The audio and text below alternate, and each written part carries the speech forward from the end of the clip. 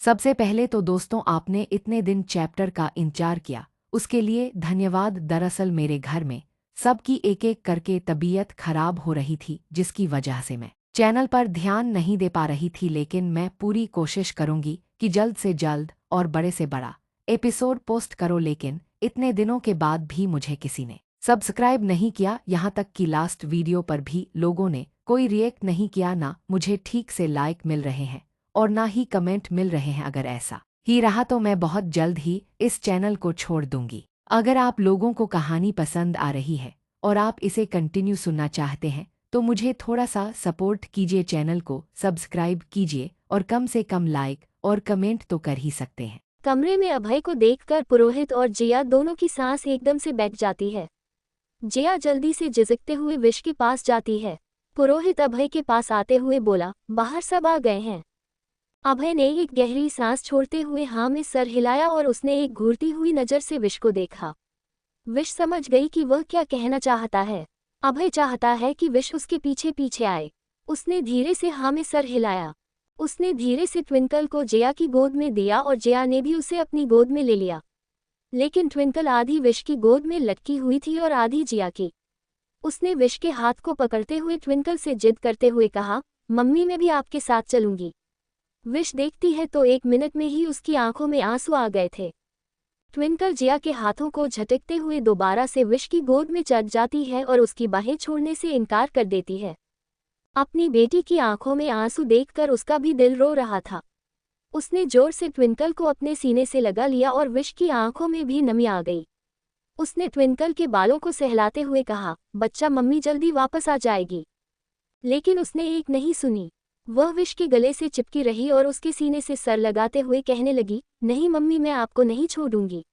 आप मुझे छोड़कर भाग जाओगी। मैं आपके साथ जाऊंगी। नहीं बच्चे मम्मी कहीं नहीं जाएगी। आप थोड़ी देर के लिए मासी के साथ रहो। मम्मी बस थोड़ी देर में वापस आ जाएगी। लेकिन ट्विंकल अपनी माँ को छोड़ने के लिए तैयार ही नहीं हो रही थी। लिटिल स्टार, अभय ने उसका नाम बहुत ही नजाकत और प्यार से पुकारा था। जब ट्विंकल ने अपना नाम सुना तो वह टिमटिमाती हुई आंखों से अभय को देखती है। अभय एक्सप्रेशनलेस चेहरे के साथ था, लेकिन उसके बहुत ही नर्म और शांत लहजे में ट्विंकल से कहा, मैं और तुम्हारी माँ तुम्हारे लिए ढेर सारी चॉकलेट और आइसक्रीम लेने जा रहे हैं, ताकि हम उसे एक साथ खा सके। याद है, हमारी बातें अभी बाकी हैं। बिना आइसक्रीम के हम आगे की बातें कंटिन्यू कैसे करेंगे। विश को तो झटके पर झटके लगे जा रहे थे, लेकिन अब झटका खाने की बारी वहां पर जिया और पुरोहित की भी थी। जिया तो सिर्फ हैरान हुई थी, लेकिन पुरोहित कोमा में चला गया था जब उसने अपने डायमंड बॉस को एक बच्चे के प्रति इतना नर्म व्यवहार करते हुए देखा। वरना आज तक तो उसने ड्रैगन को लोगों को मारते फाड़ते ही देखा है। ट्विंकल की आंखों में आंसू थे, पर अभय की बात सुनकर उसने अपने दोनों छोटे छोटे हाथों से अपनी आंखों को मसलना शुरू कर दिया। विश हमेशा ट्विंकल को मोटा कस के काजल लगाया करती थी और ऐसा करने पर उसकी आंखों काजल से सन गई, जिससे वह कोई छोटी सी क्यूट पांडा लगने लगी। उसे ऐसा देखकर अभय के चेहरे पर एक छोटी सी मुस्कान आ जाती है। वह ट्विंकल से कहता है, अब अपनी मम्मी की गोद से नीचे उतरो, तुम्हारी मम्मी जल्दी वापस आएगी। ट्विंकल को उसकी बात पर विश्वास हो जाता है और उसने हाँ में सर हिलाकर सहमति जताई। विश को एक बार फिर से झटका लगता है जब उसकी बेटी इतनी आसानी से किसी चीज के लिए मान जाती है। वह अभय की बातों को कितनी अच्छे से मान रही थी, जबकि विश और जिया दोनों मिलकर भी उसे किसी बात पर मनाने के लिए घंटे उसके आगे पीछे घुमा करते थे। ट्विंकल का ये रूप देखकर तो वह दोनों अचंभित हो गई थी। इनका ख्याल रखना, खासकर बच्ची का, अभय ने पुरोहित को ऑर्डर देते हुए कहा। तो पुरोहित जल्दी से हाँ में सर हिलाता है। उसके बाद अभय ने विश को देखा, जो हैरान नजरों से उसे देख रही थी। अभय विश से कहता है, देर हो रही है। विश हाँ में सर हिलाती है और फिर जिया की तरफ देखती है। जिया ने अपने हाथ आगे बढ़ा दिए। ट्विंकल ने कुछ नहीं कहा और चुपचाप से जिया की गोद में चली गई। जिया उसे अपनी गोद में लेकर सोफे पर बैठ जाती है और ट्विंकल सोफे पर रखे कुशन के साथ खेलने लगती है। विश को अभी भी ट्विंकल की फिक्र हो रही थी। जिया ने उसकी फिक्र को समझते हुए कहा, विश मैं इसका ख्याल रखूंगी। विश मुस्कुराते हुए ट्विंकल के पास आती है और उसके माथे को चूम लेती है और उसके बाद वह कमरे से बाहर चली जाती है। अभय और विश कमरे से बाहर आते हैं। वह दोनों एक साथ चल रहे थे, बस विश एक कदम पीछे चल रही थी। उन लोगों के साथ बॉडीगार्ड थे, लेकिन वह अभय और विश से थोड़ी दूरी पर थे। उन्हें ऐसा करने के लिए पुरोहित ने कहा था। विश धीरे से अपना चेहरा उठाकर अपने से 2 कदम आगे चल रहे अभय को देखती है, जिसकी पीठ उसकी तरफ थी, पर उसकी चाल एकदम शेरों की तरह थी। ऐसा लग रहा था कि यह इंसान दुनिया पर राज करने के लिए पैदा हुआ है। अभी थोड़ी देर पहले जो शख्स उसने अपनी बेटी के साथ देखा था, यह उससे बिल्कुल अलग लग रहा था। मुझे उम्मीद है कि प्रेस कॉन्फ्रेंस में तुम्हें जो कहना है उसे तुम्हें याद करने की जरूरत नहीं होगी मिस विशाखा, अभय ने एक सख्त आवाज में कहा। लेकिन विश ने उसकी बात सुन ली। उसने अभय की पीठ पर नजर डाली जो उसकी ओर ही चल रहा था। अचानक से अभय के कदम रुक जाते हैं और उसके पीछे विश भी रुक जाती है। अभय चेहरा घुमाकर विश को देखता है, तो विश जल्दी से अभय को देखते हुए कहती है, जी मिस्टर कोटियान, मुझे वह सारी चीज याद है जो मुझे कहनी है। अभय की आंखें तीखी हो जाती है और वह विश को घूर कर देखता है, तो विश उसे देखते हुए कहती है, मुझे उस गलती की माफी मांगनी है जो मैंने की ही नहीं है। उसकी बात सुनकर अभय के चेहरे पर एक डेविल स्माइल आ जाती है और वह हल्का सा अपनी गर्दन को टेढ़ा करके विश को देखकर अपने डेमन अंदाज में कहता है, बिल्कुल तुम्हें उस गलती की माफी मांगनी है जो तुमने की ही नहीं है। प्रेस कॉन्फ्रेंस में मेरी बेइज्जती करके तुमने गलती नहीं गुनाह किया है और तुम्हें अपने गुनाहों की माफी मांगनी है। प्रेस कॉन्फ्रेंस में सबको वही जवाब देना जो मैंने तुम्हें कहने के लिए कहा है। इसके अलावा कोई और तुमसे कुछ सुनने की उम्मीद नहीं रख रहा है मिस विशाखा, अभय ने खतरनाक तरीके से कहा। तो विश उसे देखकर डर जाती है, पर उसने हिम्मत रखते हुए अभय से कहा, और अगर किसी ने मुझसे कुछ ऐसा सवाल किया जिसका जवाब मुझे नहीं पता है तो मुझे क्या करना चाहिए। अभय ने विश की ओर देखते हुए कहा, तुमने कभी झूठ नहीं बोला है क्या मिस विशाखा। विश उसकी आंखों में घूर कर देखती है और फिर उसने अभय से कहा, किस तरीके का झूठा मिस्टर कोटियन, क्या आप मुझे बताएंगे कि मुझे ऐसा क्या झूठ बोलना चाहिए जिससे लोगों को लगे कि मैं झूठ नहीं बोल रही हूँ। अभय के चेहरे पर एक हल्की सी मुस्कान आ गई और उसने विश को देखते हुए कहा, वेल तुम लोगों से कह सकती हो कि तुम मुझसे प्यार करती हो और तुमने प्यार की वजह से ये सब किया है। विश की आंखें एकदम से बड़ी हो जाती है और उसका मुंह खुला का खुला रह जाता है। वो अपनी आंखों को बिना पल के झपकाए अभय को ही देख रही थी। ये झूठ उसकी जिंदगी का सबसे बड़ा झूठ होगा। वो कभी भी इस इंसान से तो प्यार नहीं करेगी, तो इसके प्यार के नाम के दावे वो दुनिया के सामने कैसे बोलकर कर सकती है। उसे इतना हैरान देखकर अभय मुस्कुरा देता है और वहां से चला जाता है। आखिरकार वो लोग कॉन्फ्रेंस रूम में पहुंच जाते हैं। जैसे ही विश ने वहां का नजारा देखा, उसकी आंखें हैरानी से एकदम से फटी की फटी रह जाती है। वहां कैमरे अनगिनत, माइक और बहुत सारे लोग मौजूद थे। इन सब के बीच में वो खुद को बहुत ज्यादा बेचैन महसूस कर रही थी। अभी तो वो बस दरवाजे के पास ही खड़ी थी, तो उसकी ये हालत हो गई है।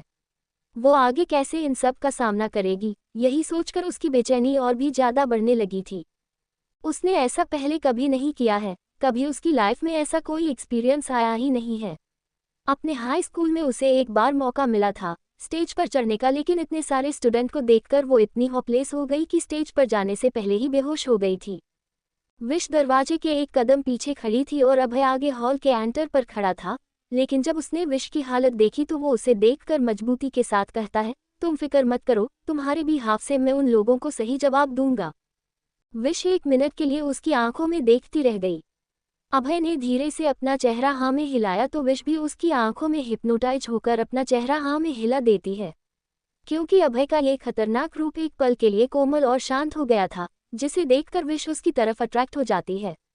अभय ने उसे हल्का सा अपने आगे चलने का इशारा किया तो विश चुपचाप से उसके साथ चलने लगती है। अभय और विश दोनों कॉन्फ्रेंस रूम में आते हैं।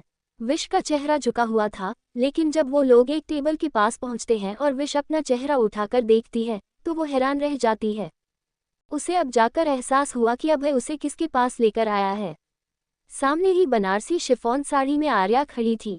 आर्या को अपने सामने देखकर विश का चेहरा गिल्ट और शर्म से भर जाता है। अभय बीचों बीच खड़ा था। आर्या उसके सीधे हाथ की तरफ खड़ी थी और विश उसके उल्टे हाथ की तरफ खड़ी थी। विश की नजरें आर्या के ऊपर थी और आर्या की नजरें विश के ऊपर थी। वो दोनों एक दूसरे को नजरों ही नजरों में देख रही थी, लेकिन वो ये देखकर हैरान थी कि ना तो अभय के चेहरे पर कोई एक्सप्रेशन थे और ना ही विश कोई रिएक्ट कर रही थी। उसका चेहरा भी एक्सप्रेशन लेस था। उसके चेहरे पर कोई प्रतिक्रिया नहीं थी, जैसे कि विश के यहाँ होने से उसे फर्क ही नहीं पड़ रहा है। चलो, अभय ने बस इतना ही कहा था। ये किसे कहा था ये तो कंफर्म नहीं था, लेकिन अभय के ऐसा कहने के बाद आर्या उसके पीछे चल देती है। विश अभी भी वही खड़ी थी और उसका चेहरा शर्म और ग्लानि से अभी भी भरा हुआ था।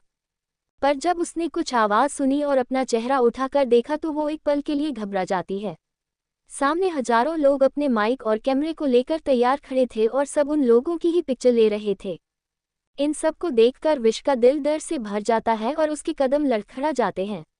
वो पीछे टेबल से टकरा जाती है। अभय ने ये सारा नज़ारा अपनी आंखों से देखा। उसने अपनी आंखों से पुरोहित को कुछ इशारा किया तो पुरोहित अपना सिर हाँ में हिलाता है और उसके बाद सभी सिक्योरिटी को कहता है कि विश को प्रोटेक्ट करें। पुरोहित का इशारा मिलने के साथ ही सारी सिक्योरिटी विश के आसपास जमा हो जाती है और मीडिया को उस तक पहुंचने से रोक देती है। अभय और विश माइक के पास आते हैं जो टेबल पर लगी हुई थी। वो लोग टेबल पर लगी कुर्सी पर आते हैं। अभय सेंट्रल चेयर पर बैठ जाता है। आर्या उसके बगल में बैठने ही वाली थी कि अभय ने उस कुर्सी को अपने एक हाथ से पकड़ते हुए कहा, दूसरी तरफ जाओ। आर्या ने अभी अभी कुर्सी को हाथ ही लगाया था, लेकिन जैसे ही अभय ने उससे ये कहा, उसके हाथ कुर्सी पर ढीले पड़ जाते हैं। उसने अपनी घूरती हुई नजरों से विश को देखा जो सिक्योरिटी के साथ वहीं पर खड़ी थी। उसे ऐसे देखकर आर्या को गुस्सा तो बहुत आ रहा था, लेकिन इस वक्त उसने सारा गुस्सा अपने अंदर कंट्रोल कर लिया। वो धीरे से दूसरी तरफ चली जाती है और दूसरी कुर्सी पर बैठ जाती है। अभय अब उस कुर्सी को फिर से ठीक करते हुए विश को बैठने का इशारा करता है।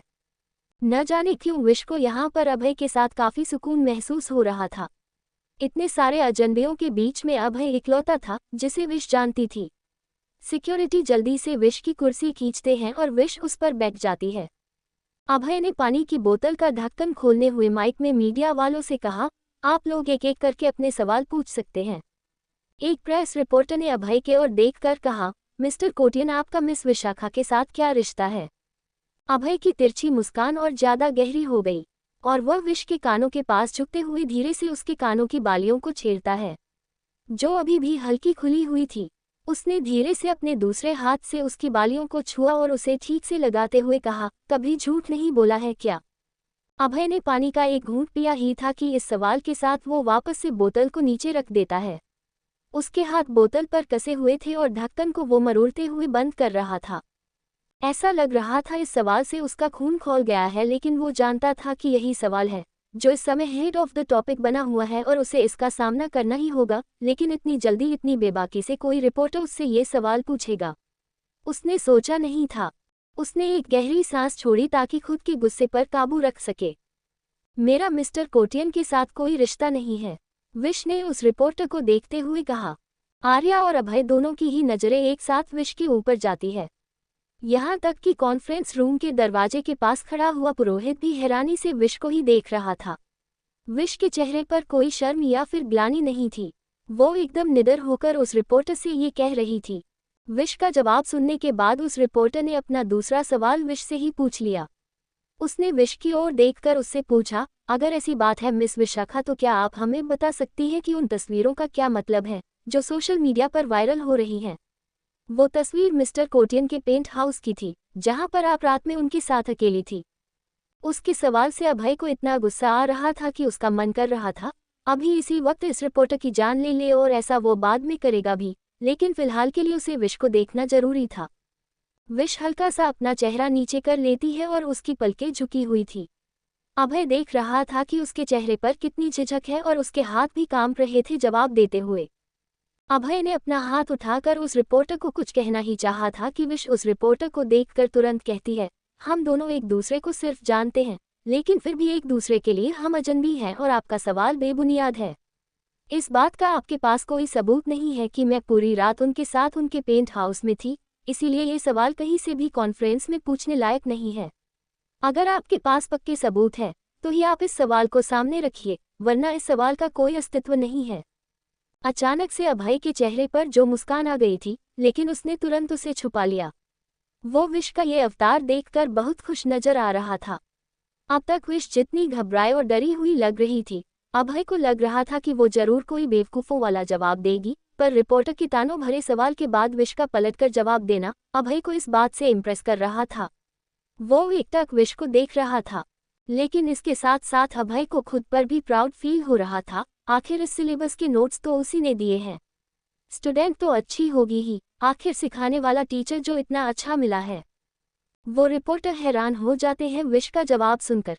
सच में उनके पास कोई सबूत नहीं था कि वो तस्वीर पूरी रात की है या फिर सिर्फ उस समय की। विश ने अपनी हिम्मत बटोरी और एक गहरी सांस छोड़ते हुए आगे कहा, और इसके अलावा मेरी और मिस्टर कोटियन की तस्वीरें हमारे बिना किसी परमिशन के ली गई है और उन्हें सोशल मीडिया और बाकी प्लेटफॉर्म पर प्रसारित कर दिया गया है। जिसने ये तस्वीर ली है या फिर जो लोग आसपास थे, किसी के पास कोई सबूत नहीं है। उन्होंने मुझे पूरी रात पेंट हाउस में देखा था, क्योंकि वो तस्वीर गलत तरीके से पेश की गई थी। मैं मिस्टर कोटियन से मिलने पेंट हाउस जरूर गई थी, लेकिन रात के समय नहीं बल्कि सुबह के समय। अब तस्वीर में तो कोई टाइम और डेट शो नहीं हो रहा था, तो फिर आप कैसे कह सकते हैं कि ये रात की तस्वीर है या सुबह की? किसी ने आपसे कहा कि ये तस्वीर रात की है और आपने मान लिया, जबकि मैं मिस्टर कोटियन से मिलने के लिए उनके पेंट हाउस में सुबह मॉर्निंग के समय गई थी। रिपोर्टर्स हैरानी से एक दूसरे को देखते रह जाते हैं। फिर एक दूसरा रिपोर्टर उठकर सवाल करता है, ठीक है, मान लेते हैं कि वो तस्वीर रात की नहीं है बल्कि दिन की है। तो क्या आप मुझे ये बताएंगे कि आप मिस्टर कोटियन से मिलने उनके पेंट हाउस में क्यों गई थी? विश उस रिपोर्टर की ओर देखकर बोली, मैं उनसे अपनी गलती की माफ़ी मांगने गई थी। सारे रिपोर्टर हैरानी से खुसर-फुसर करने लगते हैं और एक दूसरे को देखने लगते हैं। माफ़ी? किस चीज़ की माफ़ी मांगने आप गई थी?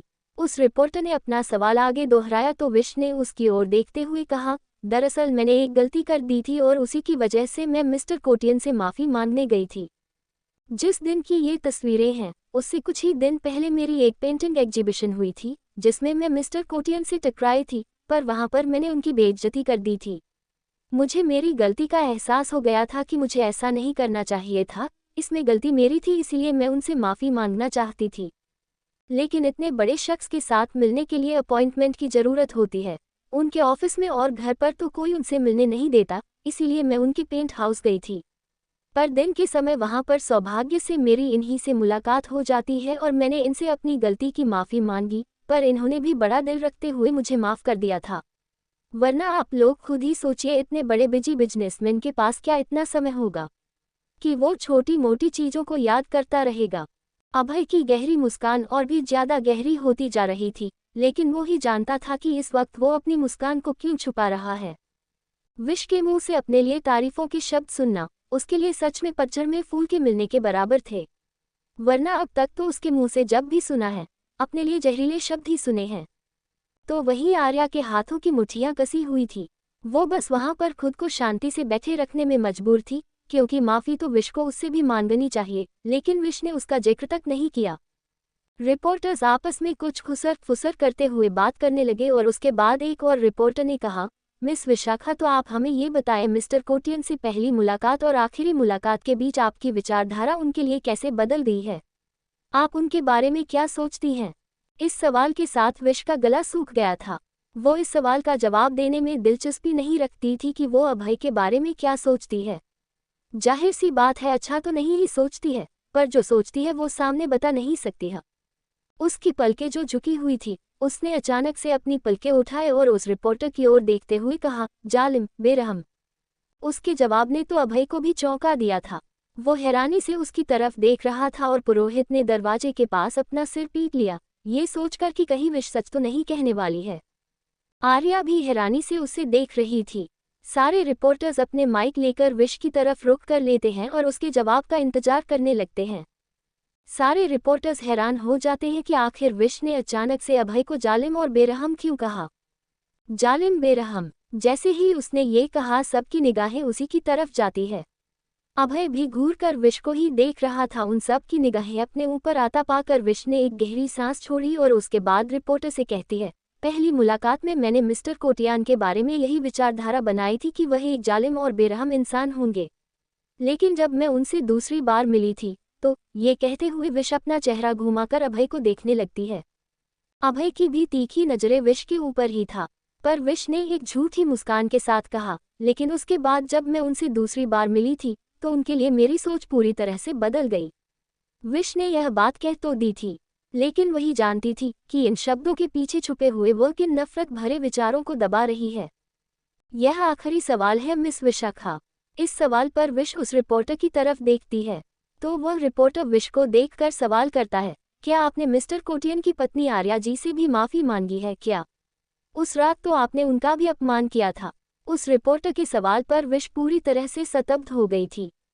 विश हैरानी से रिपोर्टर को देखती है तो वह रिपोर्टर कहती है, क्योंकि जहां तक हमने सुना था उस एग्जीबिशन को आर्या कोटियान ने ही ऑर्गेनाइज करवाया था और उनकी पेंटिंग की भी वहां पर एग्जीबिशन थी, जो आपकी वजह से खराब हो गई थी। इस हिसाब से तो आपको उनसे भी माफी मांगनी चाहिए। विश का मुंह बंद हो गया था और उसके हाथों की मुट्ठियां बंद हो गई थी। पर उसके इस तरीके से चेहरा नीचे करने पर अभय उस रिपोर्टर की तरफ देखता है और अपनी दमदार आवाज में उससे कहता है। अभय की आवाज सुनकर विश एकदम से चौंक जाती है और अभय की तरफ देखने लगती है। अभय ने रिपोर्टर से कहा, अगर आपको ये सवाल पूछना ही था तो इस सवाल को पहले आना चाहिए था, बाद में नहीं। अभय की शांति के साथ खतरनाक आवाज को सुनकर सब लोग हैरान हो जाते हैं। वह रिपोर्टर अपना माइक लेकर वापस अपनी जगह पर ही बैठ गई थी। अभय उन सारे रिपोर्टर्स को देखकर कहता है, क्योंकि हम सब यहाँ पर इसलिए इकट्ठा हुए हैं कि आप लोगों को ये बताया जा सके कि मेरे और मिस विशाखा की जो फोटोग्राफ आप लोगों ने वायरल की थी वह बबुनियाद थी। उन सब का कोई भी मतलब नहीं था। उस तस्वीर को हमारी परमिशन के बिना लिया गया था और मीडिया वालों ने टीआरपी के लिए उसे गलत तरीके से प्रदर्शित किया था। आप लोगों को आपके सवालों के जवाब मिल गए हैं, तो मैं आप लोगों से रिक्वेस्ट करना चाहूँगा कि प्लीज़ मेरी वाइफ का नाम इन सब में मत घसीटिए, उन्हें इन सब से दूर रखिए। वह सटीक और साफ शब्दों में कह रहा था, लेकिन उसके शब्दों के पीछे जो चेतावनी थी वह सबको महसूस हो गई थी। अभय उन सारे रिपोर्टर्स को देखकर कहता है, मैं कभी भी अपने किसी भी फैमिली मेंबर्स को इन सब में शामिल नहीं करना चाहूँगा, खासकर कि अपनी पत्नी को उसका नाम किसी भी चीज़ में लिया जाए, यह मुझे ज़रा भी पसंद नहीं है। अभय ने बिल्कुल वैसा दिखाया जैसे कि वह एक आदर्श पति है और अपनी पत्नी के नाम पर उंगली उठाना उसे नागवारा है।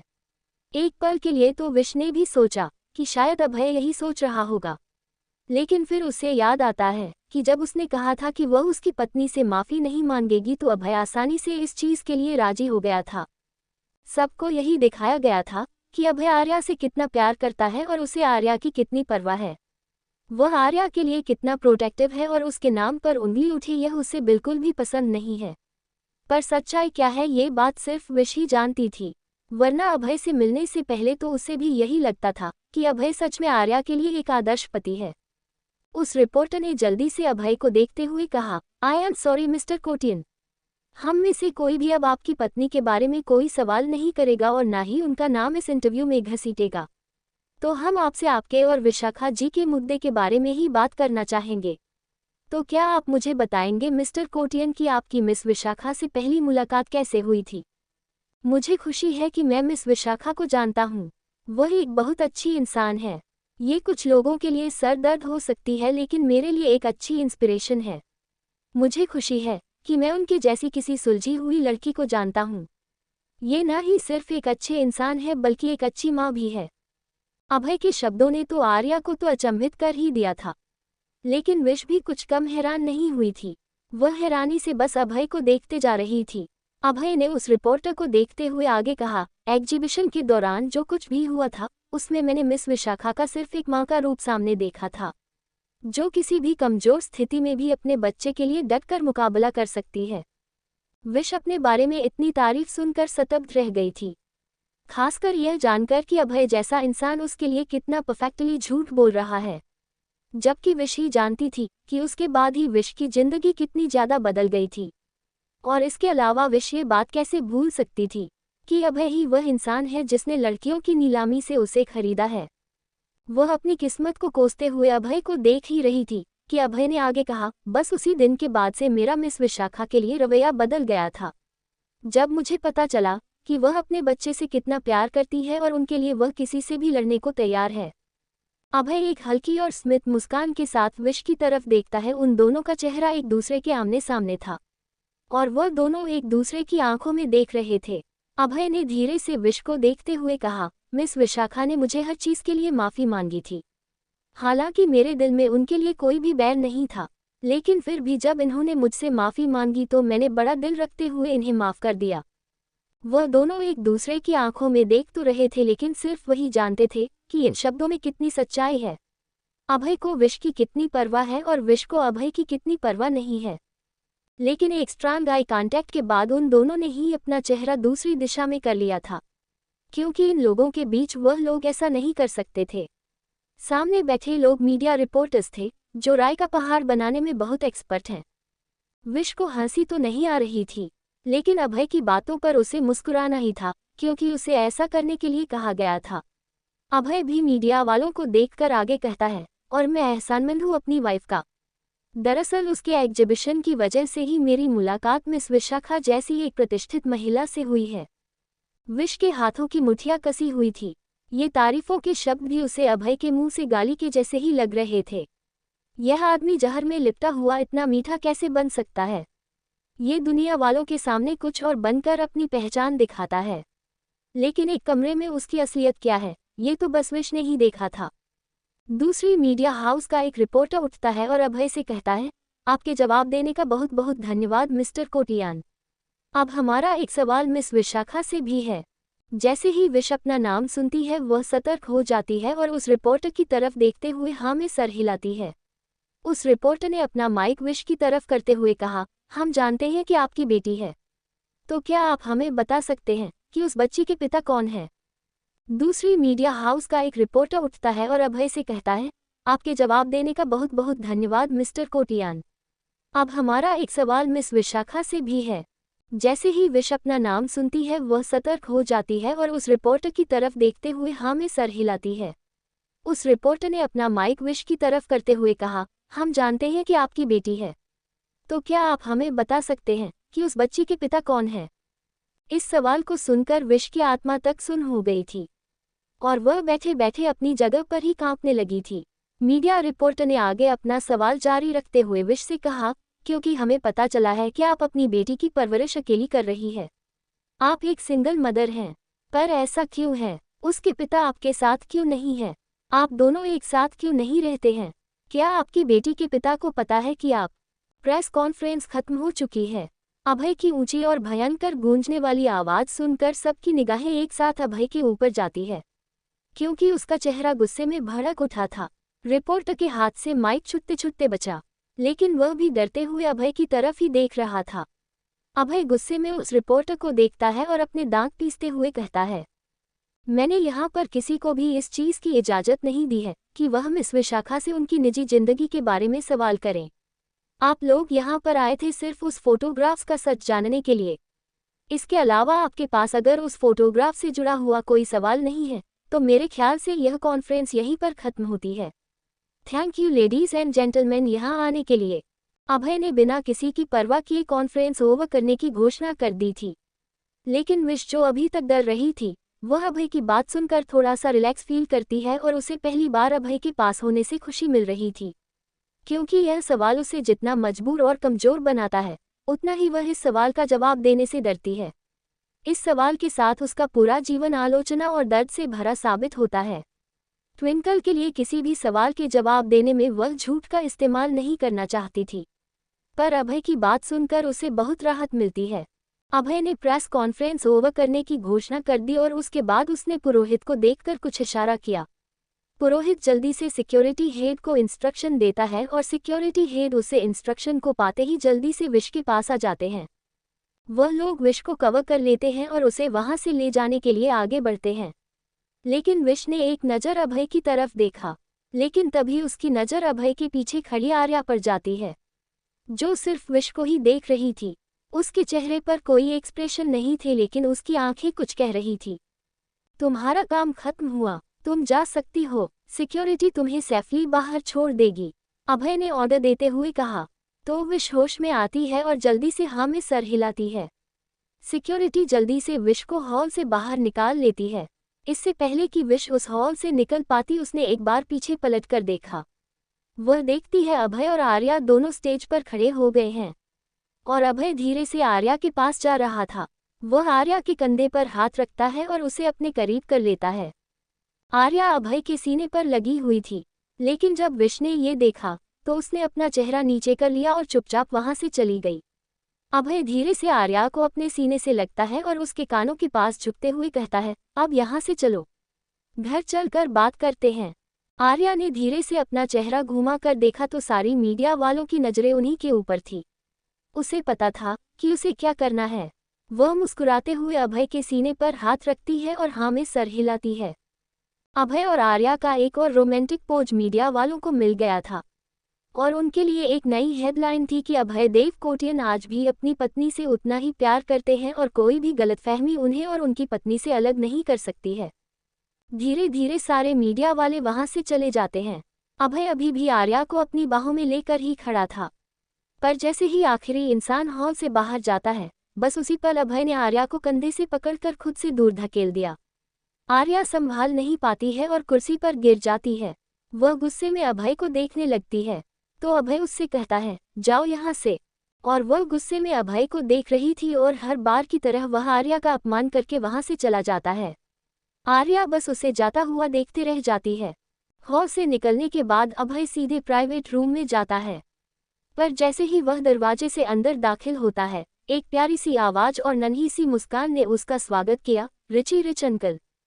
विश सोफे पर बैठी हुई थी और उसकी गोद में ट्विंकल थी, लेकिन जैसे ही उसने अभय को देखा वह विश के हाथों से कूदकर निकल जाती है और सीधे भागते हुए अभय के पास आ जाती है। अभय के चेहरे पर भी एक मुस्कान थी और वह अपने घुटनों के बल बैठ गया ताकि ट्विंकल को अपने गले से लगा सके। पुरोहित थोड़ी देर में तुम्हारे घर आ जाएगा, उसके साथ प्रेस कॉन्फ्रेंस पर टाइम पर पहुंच जाना। अभय ने इतना कहने के तुरंत बाद फोन रख दिया। फोन रखने के बाद अभय फोन की ब्लैक स्क्रीन को देखते हुए अपने मन में यही सवाल कर रहा था कि वह विश के लिए इतना सॉफ्ट हार्ट कैसे हो सकता है। पहले उसने विश की परवाह की और अब उसकी बेटी की परवाह हो रही है। ये औरत उसे बदल रही है। अभय गुस्से में अपनी आंखें बंद करता है और साइड टेबल पर एक लात मारता है। यह उसका नेचर नहीं था, लेकिन फिर भी जब बात विश और ट्विंकल की आती है तो अभय की जज्बात अपने आप फिसल जाते हैं। वहीं दूसरी तरफ विश के घर में विश और जिया दोनों शॉक होते हुए एक दूसरे को देख रही थी। जिया ने कहा, क्या तुम सच कह रही हो? मुझे तो यकीन ही नहीं हो रहा है कि उसने ट्विंकल और मुझे तुम्हारे साथ आने की परमिशन दे दी है। हैरान तो वैसे विश भी बहुत हुई थी। ये बात उसके लिए खुद चौंकाने वाली थी। अभय इतनी आसानी से कैसे मान गया? ट्विंकल के बारे में इतना फिक्रमंद होने की उम्मीद उसने अभय से तो नहीं की थी। थोड़ी देर बाद उन्हें घर के बाहर गाड़ी का हॉर्न सुनाई देता है।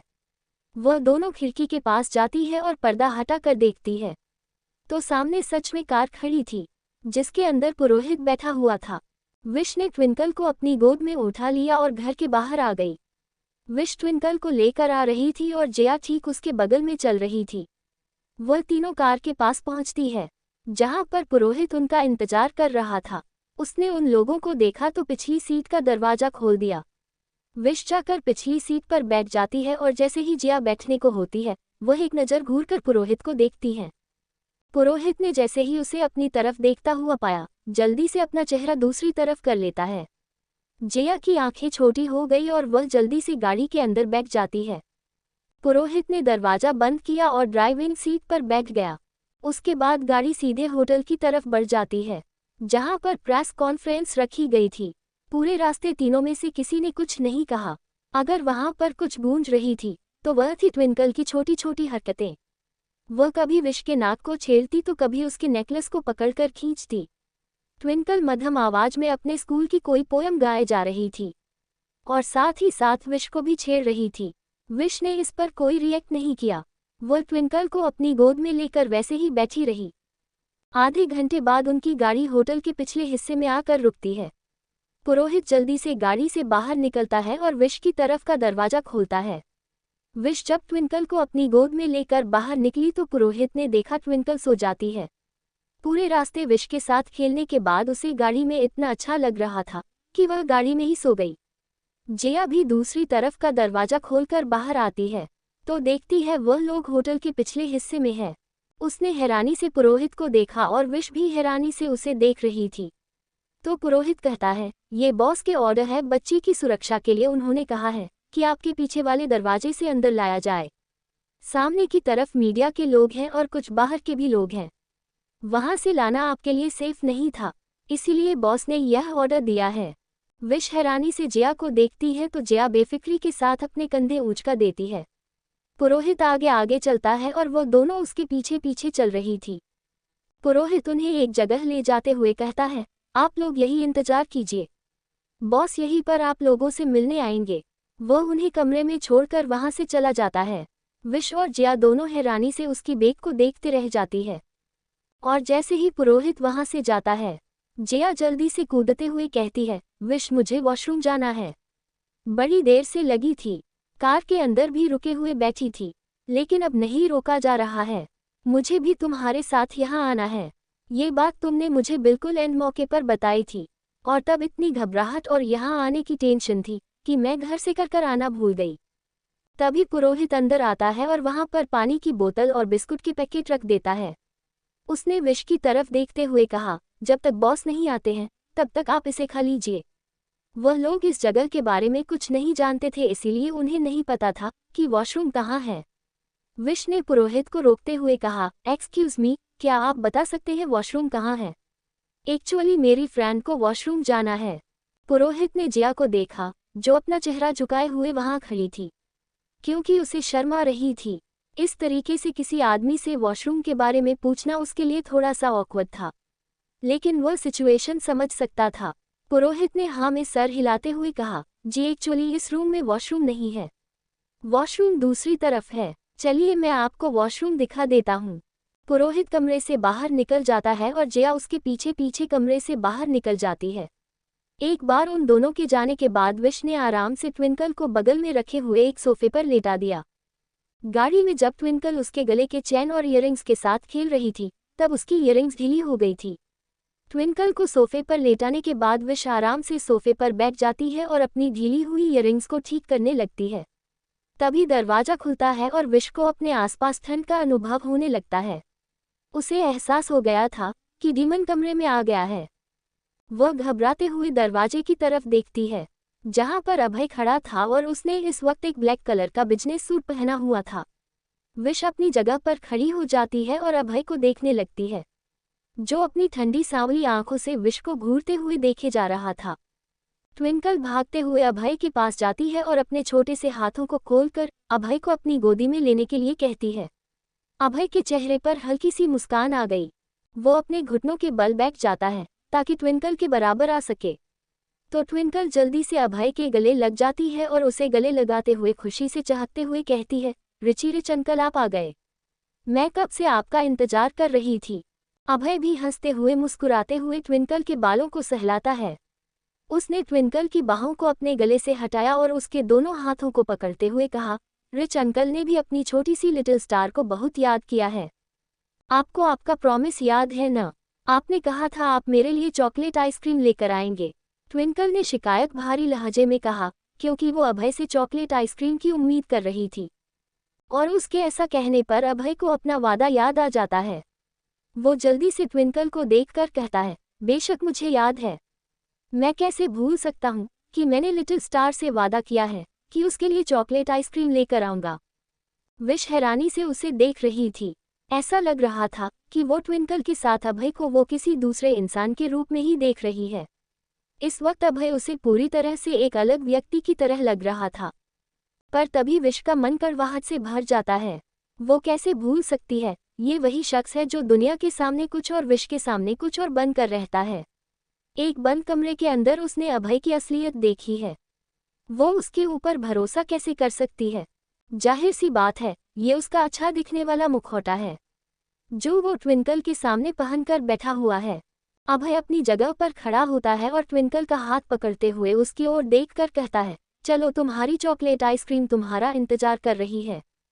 अभय की बात सुनकर ट्विंकल की आंखों में चमक आ जाती है और वो जल्दी से अभय की ओर देखती है और फिर उसकी एक उंगली पकड़कर विश की तरफ देखते हुए कहती है, चलो मम्मा। विश हैरानी से उन दोनों को देखती है और फिर वो ट्विंकल के पास आने लगती है, क्योंकि वो ट्विंकल को अभय के साथ अकेले छोड़ने जैसा जोखिम नहीं उठाना चाहती थी। विश जैसे ही प्रेस कॉन्फ्रेंस से वापस ट्विंकल के पास आती है, वैसे ही जिया वहां से चली जाती है। दरअसल उसके ऑफिस से एक इम्पॉर्टेंट कॉल आ गया था, जिसके लिए उसे अभी के अभी ऑफिस निकलना था, इसलिए वो तुरंत विश के आते ही वहां से चली गई। विश वहां से चलकर सीधे ट्विंकल और अभय के पास आ जाती है। ट्विंकल ने एक हाथ से अभय की उंगली को पकड़ा हुआ था और वो दूसरे हाथ से विश की उंगली को पकड़ लेती है। विश की नजरें अभय के ऊपर जाती है, जिसकी नजरें इस वक्त मुस्कुराते हुए ट्विंकल को ही देख रही थी। पर एक पल के लिए उसने अपनी नजरें ट्विंकल से हटाई और विश को देखने लगा। उन दोनों की नज़र आपस में मिल रही थी, लेकिन विश की आंखों में कुछ अनकहे जज्बात थे। वो अभय की निगाहों को देख रही थी। ऐसा लग रहा था उसकी निगाहें इस समय शांत सागर सी चंचल है, लेकिन उसे पता था कि इसके दिमाग में कुछ ऐसा चल रहा है जो उसे परेशान करने वाला है, खासकर कि तब जब उसकी बच्ची उसके साथ है। वो अभय के ऐसे किसी भी वार का एक्शन नहीं कर सकती थी। चलो रिची रिच अंकल, आइसक्रीम पिघल जाएगी, ट्विंकल ने अपनी खुशी जाहिर करते हुए अभय को देखकर कहा, और अभय जब उसे इस तरीके से देखता है तो वो मुस्कुराए बिना नहीं रह सका। उसने नीचे झुककर ट्विंकल को अपनी गोद में उठा लिया और मीठी मुस्कान के साथ वो ट्विंकल के मासूम से चेहरे को देख रहा था। उसने ट्विंकल के गालों को प्यार से सहलाया, लेकिन तभी उसकी नज़र विश पर गई, जो अपनी आंखों से ही अभय का खून करने को तैयार थी। चलो लिटिल स्टार, अब चलकर अपनी चॉकलेट आइसक्रीम खाते, और उसकी मम्मा भी इनवाइटेड है। अभय ने विश को इनविटेशन एकदम चिढ़ाने वाले अंदाज में दिया था, जैसे कि वो नहीं चाहता है कि विश उन दोनों के बीच कबाब में हड्डी बने। लेकिन विश जबरदस्ती मुस्कुराते हुए कहती है, थैंक यू बुलाने के लिए, मैं तो आने ही वाली थी, आपके इस इनविटेशन की जरूरत नहीं थी। अभय ने एक फीकी मुस्कान विश को दी और उसके बाद ट्विंकल को अपनी गोद में लेकर चुपचाप कमरे से बाहर चला गया, और विश भी उसके पीछे से चलने लगती है। विश को ये तो नहीं पता था कि अभय ट्विंकल के साथ उसके लिए क्या डेंजरस प्लान बना रहा है। उसे बस इंतजार करना था अभय के प्लान का। तो वो तीनों तुम्हारे दोस्त हैं? अभय कॉरिडोर में चलते हुए ट्विंकल को अपने गोद में लिए हुए उसे सवाल करता है। तो ट्विंकल भी हाँ में अपना सिर हिलाती है और कहती है, हाँ जूही, विकी और मनु, वो तीनों मेरे दोस्त हैं और हम चारों बेस्ट फ्रेंड हैं। अब तक वो लोग वहां पर पहुंच गए थे जहां पर टेबल लगा हुआ था। अभय ने ट्विंकल को एक कुर्सी पर बिठा दिया और उसके सामने खुद बैठ गया। वो मजे से अभय को अपने दोस्तों के बारे में बता रही थी। विश जब तक वहां पर पहुंचती है, उसकी आंखें एकदम से बड़ी हो गई थी, क्योंकि अब तक उसे पूरे टेबल पर आइसक्रीम, चॉकलेट और खाने पीने की तरह तरह के पैकेट रखे हुए थे। अभय एक चॉकलेट आइसक्रीम का बॉक्स खोलता है और चम्मच से धीरे धीरे करके वो आइसक्रीम को ट्विंकल को खिलाते हुए उसकी बातें सुन रहा था। तो तुम्हारी 3 दोस्तों में से सिर्फ विकी ही एक लड़का है, बाकी दोनों लड़कियां हैं। अपनी छोटे से मुंह में आइसक्रीम का बाइट लेते हुए ट्विंकल ने हाँ में सर हिलाया। ना जाने क्यों अभय को ट्विंकल के उस लड़के दोस्त से अजीब सी जलन महसूस हो रही थी। विश चुपचाप जाकर उनके सामने वाली कुर्सी पर बैठ जाती है और अपने दोनों हाथ बांधकर उन दोनों को देखती रहती है। ऐसा लग रहा था कि उन दोनों के बीच कितने जन्मों जन्मों की दोस्ती है। एक दूसरे से बातें खत्म ही नहीं हो रही थी, और सबसे ज्यादा खिंच तो उसे इस बात की हो रही थी कि वो दोनों आपस में इतने मग्न थे कि विश की मौजूदगी का उन्हें एहसास भी नहीं था, या फिर शायद उन्हें परवाह नहीं थी विश यहाँ पर है या नहीं। और पता है, जूही हमारे ग्रुप की सबसे अच्छी लड़की है, वो बहुत क्यूट है और बहुत सुंदर भी है। उद्धरण चिन्ह। ट्विंकल ने अपनी दोस्त की तारीफ करते हुए कहा, तो अभय हाँ में अपना सिर हिलाता है और उसके मुंह में आइसक्रीम का एक और चम्मच डालते हुए कहता है, मुझे नहीं पता आपकी दोस्त कितनी सुंदर है, लेकिन आप भी कुछ कम सुंदर नहीं है, या फिर यूँ कहें कि आप दुनिया की सबसे क्यूट और सुंदर बच्ची है। अभय के मुंह से तारीफ के शब्द सुनकर ट्विंकल के गाल लाल हो गए थे और वो मुस्कुराते हुए अभय को देखने लगी है। ट्विंकल मुस्कुराते हुए विश की तरफ देखती है, जिसके चेहरे पर कोई एक्सप्रेशन नहीं था और वो बिल्कुल भावहीन होकर वहां बैठी हुई थी। ट्विंकल मुस्कुराते हुए विश से कहती है, मम्मा क्या मैं सुंदर हूँ? अपनी बेटी के सवाल पर विश के चेहरे पर एक मुस्कान आ गई और उसने हाथ फैलाकर उसे अपने पास आने का इशारा किया। वो अपनी कुर्सी से कूद जाती है और दौड़ते हुए विश के पास चली जाती है। विश ने उसे गोद में उठाया और लैप्स पर बिठाते हुए कहा, मेरी ट्विंकल सबसे सुंदर है। ऐसा कहने के बाद उसने ट्विंकल के माथे पर एक प्यारा सा किस कर लिया। ट्विंकल का पूरा मुंह आइसक्रीम से भरा हुआ था और उसके चेहरे पर भी आइसक्रीम लगी हुई थी, ऐसे में वो इस मुस्कान में और ज्यादा क्यूट लग रही थी। ट्विंकल ने विश के गालों पर किस किया और उसकी गोदी से कूदकर उतर गई। वो फिर से अभय के पास जाती है और अपनी बाहें फैला देती है। अभय ने उसे अपने गोद में बिठा लिया, तो ट्विंकल उसके गाल पर भी एक किस करते हुए कहती है, और आप इस दुनिया के सबसे अच्छे रिची रिच अंकल है। अभय के चेहरे पर नाबयां करने वाली मुस्कान थी और उसकी आंखों में चमक थी, लेकिन फिर उसने विश की तरफ देखा, जैसे कि अभी थोड़ी देर पहले ट्विंकल अपनी तारीफ सुनकर विश उस बात की पुष्टि करने लग गई थी, तो वैसे ही जब अभय ने अपनी तारीफ सुनी तो वो विश की तरफ देखकर उस बात की पुष्टि कर रहा था जैसे कि वो कहेगी कि हाँ अभय तुम दुनिया के सबसे अच्छे इंसान हो। लेकिन विश ने ऐसा कुछ नहीं कहा। उल्टा वो तो घूरती हुई नजरों से अभय को देख रही थी। विश ने देखा कि ट्विंकल फिर से अभय को इशारा कर रही है कि वो उसे आइसक्रीम खिलाए। उसे यकीन नहीं हो रहा था कि अभय उस छोटी सी बच्ची के निर्देशों का पालन कर रहा था और वो सच में उस बच्ची को दोबारा से आइसक्रीम खिलाना जारी कर देता है। अभय मुस्कुराते हुए ट्विंकल को आइसक्रीम खिलाता है, लेकिन एक नज़र जब उसने विश की तरफ देखा तो विश उसकी नज़रों को खुद के ऊपर महसूस करते हुए अपनी पलकें झुका लेती है। वो उन दोनों के बीच कबाब में हड्डी नहीं बनना चाहती थी, इसलिए चुपचाप वहां पर बैठी ही नहीं ऐसा दिख रही थी और उसे ऐसा करता देख अभय उसकी ओर देखकर कहता है, क्या बात है मिस विशाखा, सब ठीक तो है ना? विश घबराते हुए अभय को देखती है तो अभय उसके सामने प्लेट की ओर इशारा करते हुए कहता है, आप कुछ का क्यों नहीं रही है? मम्मा आप आइसक्रीम खाओ ना, ये बहुत टेस्टी है। ट्विंकल ने अपनी मम्मा को आइसक्रीम खाने का इशारा करते हुए कहा। लेकिन जब उसने देखा कि उसकी मम्मा नहीं खा रही है तो उसने अभय से कहा, रिच अंकल आप मेरी मम्मा को भी खिला दीजिए, वो अपने आप नहीं खा रही है। अभय के हाथों में जो आइसक्रीम का स्पून था उसमें आइसक्रीम भरी हुई थी। वो हैरानी से विश की तरफ देखने लगता है और धीरे से अपने चम्मच को अपने चेहरे के पास लाकर उसे देखने लगता है कि क्या वो इसे विश को खिलाएगा या नहीं। लेकिन उसके विचारों को समझते हुए विश जल्दी से कहती है, नहीं नहीं इसकी जरूरत नहीं है, मैं खुद खा लूंगी। उसके बाद विश ने जल्दी से अपने मुंह में वहां पर रखे हुए कुछ स्नैक्स और चिप्स को एक साथ ठूस लिए। उसकी हरकत पर ट्विंकल जोरों से हंसने लगी और अभय के चेहरे पर एक मजाकिया मुस्कान आ गई। अभय ने फिर से ट्विंकल को खिलाना जारी रखा और ट्विंकल ने जब इस बार अभय के हाथों से खाया तो उसकी नज़र अभय की कलाई घड़ी पर पड़ती है और वो एक्साइटेड होकर उसे देखने लगती है। वो अपने छोटे से हाथों को उठाकर अभय की घड़ी को पकड़ना चाहती है, लेकिन अब तक अभय का हाथ टेबल पर चला गया था और उसने जब देखा कि ट्विंकल कुछ करने के लिए स्ट्रगल कर रही है तो उसका ध्यान अपनी कलाई घड़ी पर जाता है। वो हैरानी से ट्विंकल की ओर देखकर उससे कहता है, क्या हुआ, क्या देख रही हो? ट्विंकल ने अभय के कोट के बाजू को पकड़ा और उसके हाथ को खींचकर अपने पास लाते हुए उसकी कलाई घड़ी को टच करने लगती है।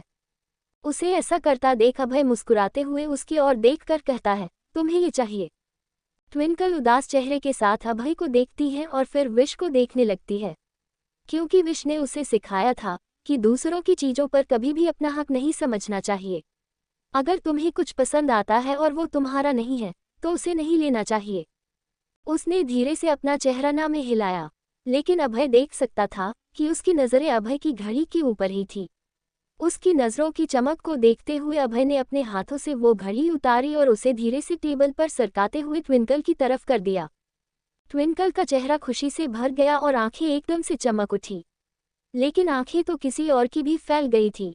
विश, वो एकदम हैरान हो गई और उसके मुंह के अंदर अभी अभी जो उसने चिप्स ठूसे हुए थे वो वापस प्लेट में गिर जाते हैं। जब वो ये देखती है कि अभय अपनी लिमिटेड एडिशन वॉच को यूं ही ट्विंकल के पास दे रहा है। ट्विंकल ने खुशी से उसे घड़ी को टेबल से उठाया और उसे अपने हाथ में डाल लिया, लेकिन उसके छोटे छोटे हाथों में ये घड़ी कहाँ ही आती। उसने जैसे ही अपने हाथ नीचे किए घड़ी फिसल कर उसके हाथ से नीचे गिर गई। वो घड़ी ट्विंकल के पैरों के पास पड़ी थी। ट्विंकल ने उस घड़ी को नीचे से उठाया और दौड़ते हुए अपनी मम्मा की तरफ चली गई। वो घड़ी को अपनी मम्मा के सामने करते हुए कहती, मम्मा मुझे ये। ट्विंकल, इसे वापस करो, ये तुम्हारा नहीं है। विश ने जैसे ही ट्विंकल को डांटते हुए ये कहा, ट्विंकल का चेहरा फिर से उतर जाता है और वो मायूस हो जाती है। उसके चेहरे पर मासूमियत देखकर अभय अपनी जगह पर खड़ा हो जाता है और चुपचाप से वो ट्विंकल के पास आकर उस घड़ी को ट्विंकल के हाथ में रखते हुए कहता है, ये मेरी तरफ से ट्विंकल के लिए गिफ्ट है, इसलिए अब ये ट्विंकल का है और लिटिल स्टार को अपना गिफ्ट रिच अंकल को वापस करने की जरूरत नहीं है। ट्विंकल, इसे वापस दो कि तुम्हारा नहीं है। विश ने अपनी बेटी को समझने की कोशिश करते हुए कहा। ट्विंकल उसे बेबस नज़रों से देखती है तो विश के उसे देखकर कहती है, नहीं बेटा, ये गलत बात है, जो हमारा नहीं है उसे लेने की कोशिश हमें नहीं करनी चाहिए। विश की बात सुनकर ट्विंकल का चेहरा उदास से भर जाता है और उसे उदास देखकर अभय वहां पर अपनी गहरी और तीखी आवाज में कहता है, लेकिन ट्विंकल इसे रख सकती है। विश हैरानी अभय की तरफ देखती है जो अपनी कुर्सी से उठकर उनके पास आता है। वह सीधे विश की कुर्सी के पास आकर खड़ा हो गया और उसके पैरों के पास ट्विंकल खड़ी थी। उसने घड़ी को ट्विंकल के हाथों में दोबारा रखते हुए कहा, क्योंकि अब ये ट्विंकल का है। तो ट्विंकल इसे रख सकती है। उस घड़ी को अपने हाथों में देखकर ट्विंकल का चेहरा फिर से एक बार खिल उठता है। पर विश को ये बात बिल्कुल पसंद नहीं आती है। उसने हमेशा ट्विंकल को जरूर की चीज़ों के साथ ही चलना सिखाया था, और अभय के मिलने के साथ ही ट्विंकल अपनी ज़रूरत से आगे बढ़ रही थी। विश अपनी जगह पर खड़ी हो जाती है और गुस्से में अभय को घर कर देखते हुए कहती है, नहीं, ये ट्विंकल का नहीं है। और उसके बाद उसने ट्विंकल को गुस्से में घर कर देखा और उसे डांटते हुए बोला, ट्विंकल, इसे अभी के अभी वापस करो। विश के इसे डांटने पर ट्विंकल की आंखों में आंसू आ गए। उसके छोटे छोटे काजल सने हुए आंखों में मोटे मोटे आंसू आ गए और उसे रोता हुआ देखकर अभय अपने घुटनों के बल उसके सामने बैठ गया। वह जल्दी से ट्विंकल को अपने गले से लगा लेता है और उसके बालों को सहलाते हुए कहता है, सू सू सू, सर रोना नहीं है, मेरी लिटिल स्टार को रोना नहीं है। अभय ने ट्विंकल को अपने कंधे से हटाया और उसका प्यार सा चेहरा अपने हाथों में लेकर धीरे से उसकी चमकीली आंखों से आंसू पोंछा रहा था। ट्विंकल रोते हुए अपने रिचीरे चंकल को देखते हैं और फिर काश की उन गले लगा लेती है। वह अपने गार्डन को उसके वाइट शर्ट पर बुरी तरह से अंदर दबा देती है, जिसकी वजह से उसकी आंखों से निकलने वाले काजल से उसके शर्ट का कॉलर भी खराब हो रहा था। अभय महसूस कर सकता था कि उसके कंधे पर लगे हुए भी ट्विंकल सुबकते हुए रो रही है। ट्विंकल को गोद में लेकर अभय विश को देखने लगता है, जिसके चेहरे पर ग्लानि के भाव थे। उसने अपनी बेटी को ऐसे डांटा कि वह रोने लग गई। अभय ट्विंकल को गोद में लेकर विश के सामने खड़ा हो जाता है और उसे देखने लगता है। फिर उसके बाद उसने गुस्से में घूरते हुए विश को देखकर ट्विंकल से कहा, ये तुम्हारा है। विश हैरान हो जाती है। वह इस चीज का विरोध करना चाहती थी। उसे ट्विंकल के आंसू भी परेशान कर रहे थे, पर वह इस चीज को स्वीकार नहीं कर सकती थी। उसने हैरानी से कहा, लेकिन लिटिल स्टार जो चाहेगी उसे वह मिलेगा मिस विशाखा। इस एक लाइन ने विश को पूरी तरह से चुप करवा दिया, क्योंकि इसमें अभय ने साफ तौर पर उसे चेतावनी दे दी थी। विश अभय के खिलाफ थी, लेकिन ट्विंकल की आंखों में आंसू देखकर उसने इस बात को यहीं पर खत्म करना सही समझा। वह एक गहरी सांस छोड़ती है और अपने दोनों हाथ उसने ट्विंकल की तरफ फैला दिए। ट्विंकल एक नज़र मायूसी के साथ अभय को देखते हैं, लेकिन अभय ने ट्विंकल से कुछ नहीं कहा। वह बस प्यार से उसे देखे जा रहा था। ट्विंकल अभय की गोद से विश की गोद में चली जाती है और विश उसे गोद में लेकर उसके चेहरे को अपने हाथों में लेकर उसके गालों को चूमते हुए कहती है, सॉरी बच्चा, माँ ने आपको रुला दिया ना। अपनी बेटी के नाजुक से एहसास के साथ ही विश का मन भर गया था और वह अपने किए पर खुद ही पछता रही थी कि उसने ऐसा क्यों कहा। उसे ट्विंकल से इतनी ऊंची आवाज में बात नहीं करनी चाहिए थी। वह कभी भी ट्विंकल को डांटना नहीं चाहती थी। ट्विंकल ने भी कुछ नहीं कहा, वह भी अपनी माँ के कंधे पर लगी रही।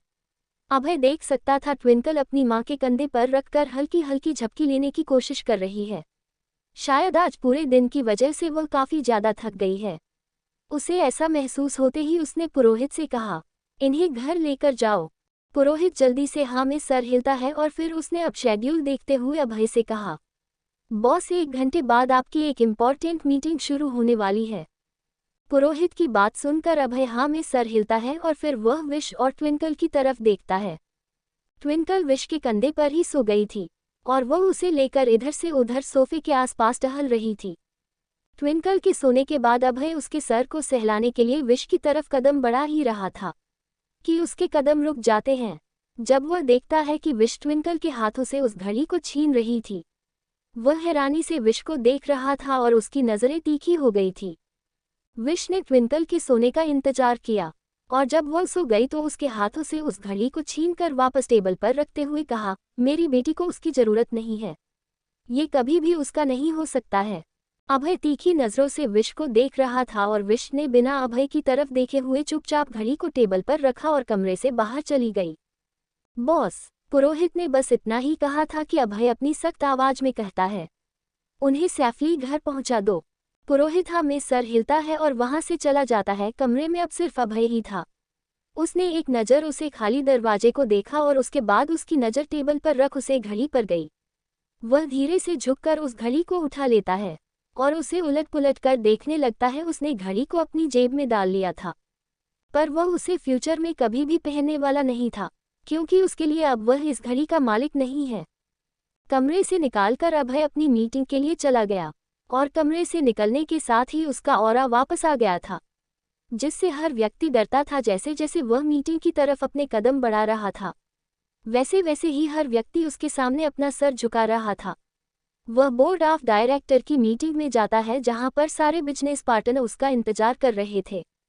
अभय अपनी कुर्सी पर बैठता है और सामने प्रोजेक्टर पर इशारा करता है। एक बिजनेस पार्टनर में सर हिलता है और प्रोजेक्टर ऑन करते हुए अपने आने वाले डील के बारे में कुछ बात ही रहा था। बिल्कुल हाई पॉइंट पर एक डील आकर रुक जाती है, जहां पर अभय की हाँ या ना डिपेंड कर रही थी, जिसमें अभय का लाखों का पैसा लगने वाला था और एक गलती की वजह से वह सारा पैसा डूब सकता था। लेकिन अगर कामयाबी मिलती तो अभय की कंपनी और ज़्यादा शोहरत कमाती। अभय ये सब सोच ही रहा था कि उसे क्या करना चाहिए। प्रोजेक्टर पर उसकी नज़र थी और हाथ में प्रोजेक्ट की फाइल थी। उसने फैसला ले लिया था, पर जैसे ही वह कुछ कहने वाला था, उसके फ़ोन की घंटी बजती है। अक्सर अभय मीटिंग रूम में अपना फ़ोन साइलेंट करता है, पर शायद आज वह ये करना भूल गया था। उसने जब फ़ोन देखा तो पुरोहित की कॉल थी। फ़ोन रिसीव करते हुए उसने सिर्फ इतना ही कहा, बोलो बॉस। घर जाते वक्त रास्ते में बच्ची की हालत बहुत खराब हो गई है, हम उसे डॉक्टर के पास लेकर जा रहे हैं। अभय की यह सुनते ही आंखें सख्त हो गई थी। उसके हाथों में जो प्रोजेक्ट फाइल थी वह अपने आप नीचे गिर गई। तारानकन तारानकन तारानकन तारानकन। वहां से निकलने के बाद विश ट्विंकल को लेकर गाड़ी में बैठ जाती है और गाड़ी उनके घर की तरफ जा रही थी। क्योंकि ट्विंकल सो चुकी थी, इसलिए उसने गाड़ी की सीट पर ट्विंकल को सुला दिया और उसके सर को अपने गोद में रख लिया। वह प्यार से ट्विंकल के सर को सहला रही थी, पर उसकी निगाहें गाड़ी के खिड़की के बाहर ही थी। वह जो कुछ भी हुआ उसके बारे में सोच रही थी। अभय का व्यवहार ट्विंकल के साथ कितना कोमल और कितना नर्म है, ये सोचकर ही वह हैरान हो रही थी। पर उसे हैरानी इस बात की हो रही थी कि वह ट्विंकल के लिए इतना अच्छा व्यवहार क्यों कर रहा है। इन सब के पीछे उसका असली मकसद क्या है। ट्विंकल के माथे पर हाथ फहराते हुए विश ये सब सोच ही रही थी कि तभी उसे कुछ एहसास होता है। उसे अचानक से अपने हाथों में गर्मी का एहसास होता है। उसने देखा कि उसका हाथ ट्विंकल के माथे पर है। वह धीरे से उसके पूरे माथे पर अपनी हथेली रख देती है और उसकी आंखें एकदम से बड़ी हो जाती है। उसका पूरा सर बुखार से तप रहा था और उसके चेहरे पर भी पीलापन आ गया था। उसे ऐसे देखकर विश का दिल बैठ गया। वह जल्दी से ट्विंकल के चेहरे को हाथों में लेती है और उसे थपथपाते हुए कहती है, ट्विंकल ट्विंकल क्या हुआ बेटा? ट्विंकल जागो, आंखें खोलो, देखो मामा यहाँ पर है, तुम उठ क्यों नहीं रही हो? क्या हुआ? Twinkle pleading face. ट्विंकल को पुकारते हुए विश रोने लगी। उनकी आंखों से आंसू बह रहे थे और वह हताश हो गई। वह जोरों से ट्विंकल का नाम लेकर उसे बुलाने लगी।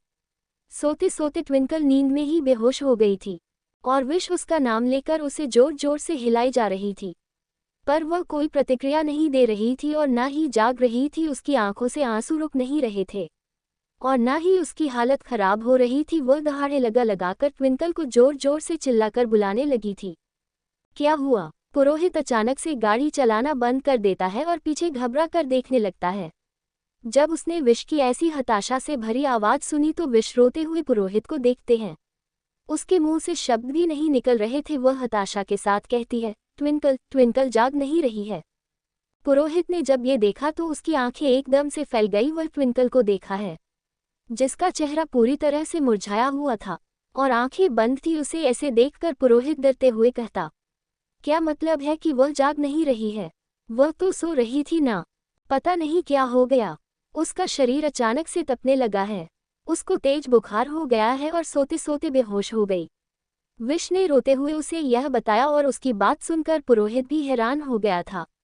विश और पुरोहित दोनों ट्विंकल को उठाने की कोशिश कर रहे थे, पर जब दोनों की आवाज़ से ट्विंकल नहीं उठी तो पुरोहित ने जल्दी से कहा, डॉक्टर, इसे डॉक्टर को दिखाना होगा। विश तेजी से सांस ले रही थी।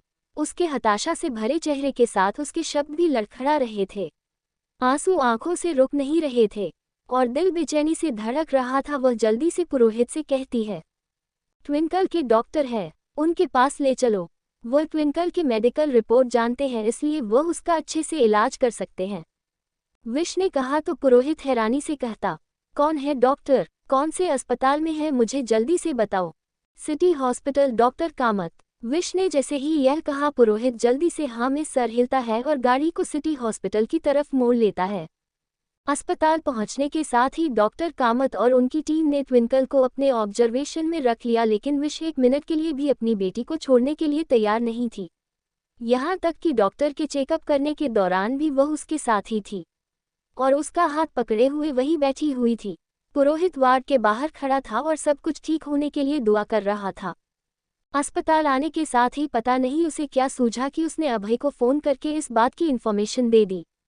पता नहीं क्यों उसके दिल से आवाज़ आई थी कि उसे यह बात अभय को बतानी चाहिए, और यह इसलिए भी था क्योंकि आज सुबह उसने देखा था कि अभय का विश की बेटी के साथ एक अलग ही कनेक्शन था। वह अभय के लिए कितनी इम्पोर्टेंट थी यह बात पुरोहित ने महसूस की थी। पुरोहित जानता था कि उसका बस कितना निर्दय और क्रूर है, लेकिन इस बच्ची के साथ उसका व्यवहार एकदम अलग था। उसने महसूस किया था कि फ़ोन पर अभय कितना बेचैन हो गया था। उसने जल्दी से हॉस्पिटल का पता और डॉक्टर का नाम पूछा। वह जिस तरीके से बात कर रहा था ऐसा लग ही नहीं रहा था कि यह ड्रैगन है। ऐसा लग रहा था कि यह कोई मजबूर इंसान है और हारी हुई अवस्था में पुरोहित से बात कर रहा है। कैसी है मेरी बच्ची? विश ने डॉक्टर से सवाल किया, क्योंकि ट्विंकल अभी भी अपनी आंखें बंद किए हुए बेड पर लेटी हुई थी और उसे ऐसे देखकर विश की आंसू बहे जा रहे थे। हमेशा की तरह अभी सिर्फ ठीक है, लेकिन दिन ब दिन हालत इसकी खराब होती जा रही है। आप इसके दिल की बीमारी को सीरियस नहीं ले रही है मैडम। ये छोटी सी बच्ची इतना प्रेशर नहीं ले पाएगी और दवाइयों का गलत असर इसके ऊपर अभी से दिखाई दे रहा है। डॉक्टर के शब्दों ने उसे पूरी तरह से आहत करके रख दिया था। Little star